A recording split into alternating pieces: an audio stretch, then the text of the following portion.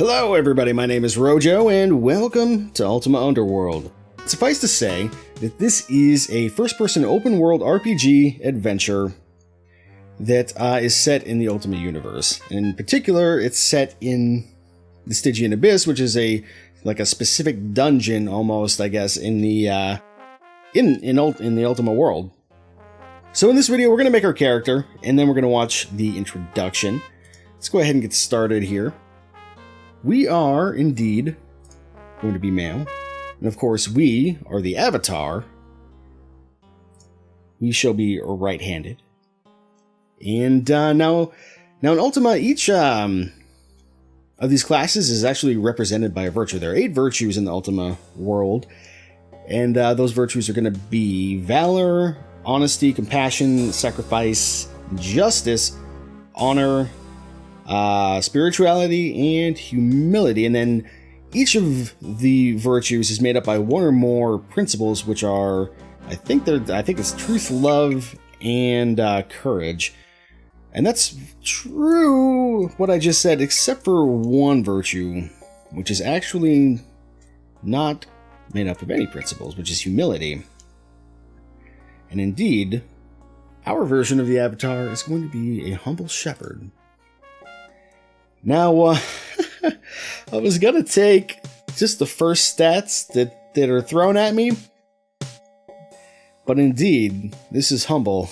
This is as humble as it gets. 12 strength is literally the lowest you can go. And in fact, each of these stats, the range is between 12 and 30. So the humble shepherd has a low baseline for all of his stats, but he's got a high random range, at least according to the hint book, which has some neat information like that. With the exception of vitality, vitality can go over 30, and that's got basically our hit points. Strength is going to govern like all our combat skills. Dexterity is like all the extra skills, and then intelligence is like lore and our spellcasting ability. And then of course, how much mana we have available, how good we are at hitting things and defending ourselves, and how much we can carry and how hard we can hit to some extent, I believe. However, these stats are a little bit too humble, even for the humble shepherd, so I think we're going to go ahead and just hit escape and re-roll our character, just like so. I think we can do a little better. The reason we want a better than we want at least probably a 20 strength, and that's because, I mean, you really want much higher than that, but there's a lot of shit to carry in this game, and if you want to be able to carry it all, or even the things that you need to have a decent strength. That's much less like carrying some armor or anything like that, or wearing some armor rather. However, we are going to be doing a particular kind of playthrough. If we can actually get some stats here, it's not bad. I just would like to have a 20 strength. Could you give me a 20 in my strength? That's pretty good, but now we have a shitty intellect score. Hang on. Hey, there we go. That's perfect. For a shepherd, anyway. Alright, so as you can see, we have not everybody starts with attack and defense, but most classes do, I think. The only one that I can think of that might not would be the mage, maybe. However, we can now pick some additional skills to start with, and the shepherd is unique in that he has the most skills to choose from. So what weapon does a humble shepherd use? Well, the humble shepherd fights with his bare hands as he imparts the knowledge of the virtues through unmitigated pugilistic violence. Now, additionally, we can pick some of these other skills. And truth be told, to make our lives easier, there is really only one choice here. First one is mana. This is going to give us extra mana to cast spells with. And the second is a little bit debatable. There's some useful skills here. Search will help us find the secret doors. Lore will help us identify magical objects that we come across. Even if we can't fully identify it, we would at least know that it's magical. And so that is quite useful. However, casting is important because if you don't have a high casting skill, your spells can fail or even backfire. These other skills, they have varied usefulness. I've used like Appraise before and stuff like that. That could be a nice to have.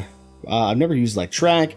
Acrobat can be okay. Sneak, not that useful. Traps, very not that useful because there are not that many traps in this game. But that's my opinion. And swimming can be, a little bit of swimming can be useful so you don't drown. But I've never really had too much of an issue with it, especially later in the game. So I'm going to go with casting, I think.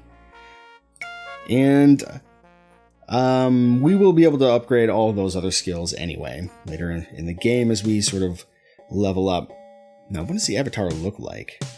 I think we gotta go with this fine mustachioed gentleman right here. And easy basically just makes the monsters easier to kill, as one could imagine. But we'll be playing on standard. And we need a name. Oh god, I didn't think about this part. How about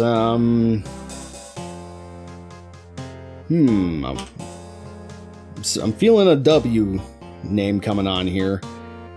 There we go, that's the good stuff. How about Wendell? A name for an avatar if ever I've seen one. Keep this character, yes we shall.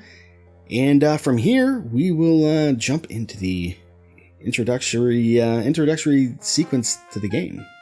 So I'll see you in the next video. At last, you are asleep. For 3 nights, each attempt to rest has brought you starting from your bed in fright, with no memory of what horrified you so. With a sickening sense of déjà vu, you begin to dream. Treachery and doom! My brother would unleash a great evil. Britannia is in peril! Sure that the ghost can take you to Britannia, you allow yourself to be drawn to him. A visitor, and from far away indeed. Were he not dead, I'd suspect my brother sent thee. No matter, thou shalt serve to draw the hounds from the scent.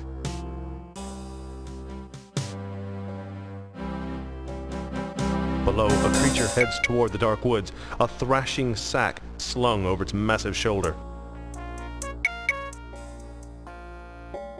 What hast thou done with our lord's daughter Ariel? Dropped her below to an accomplice, I'll wager. Well, he'll nigh escape us, and when we bring him back, he'll both hang. Several tense hours later, you are dragged before Baron Ulmric.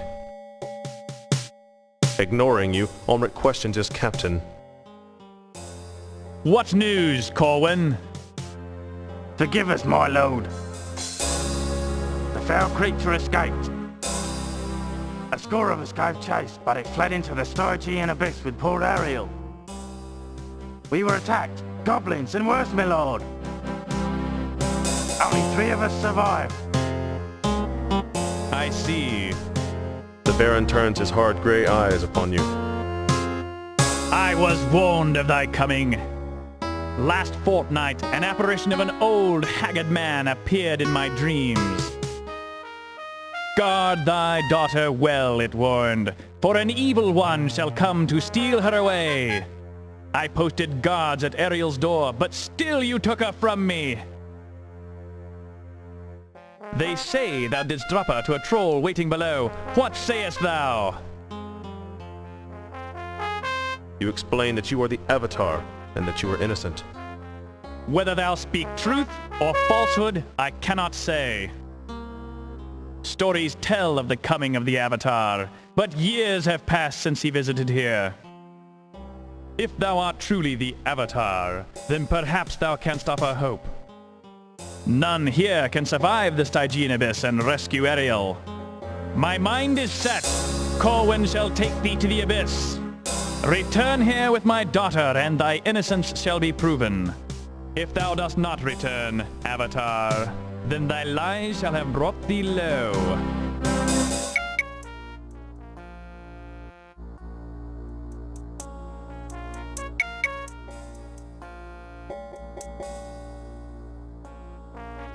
This be the foul pit's only entrance. Once it is locked, none can pass.